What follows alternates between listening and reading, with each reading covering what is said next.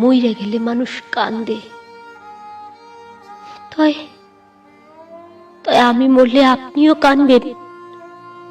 পাগলের লাহান সুইটাইবেন আমার দেহনের লাইগা?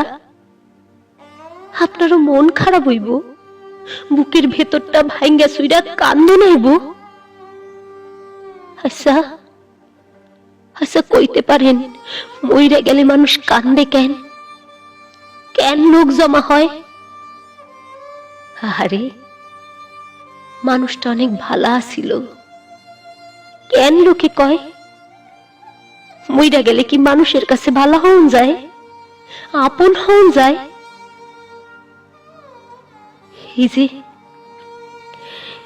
এই যে মানুষ মইরা গেলে কান্দে, মিছা মায়ায় বান্ধে, বাইসা থাকতে কই থাহে তারা?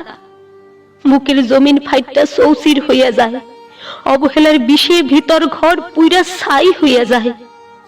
কষ্ট পুইসা রাখতে রাখতে মানুষটা যখন উড়াল দিবার চায়, তখন কত মানুষ আইসা আপন হইয়া যায়।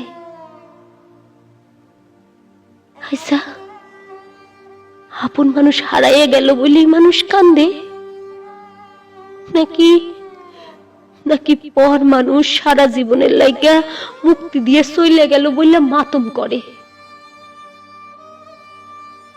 আচ্ছা মরার আগে মানুষটা কি এমন চায়?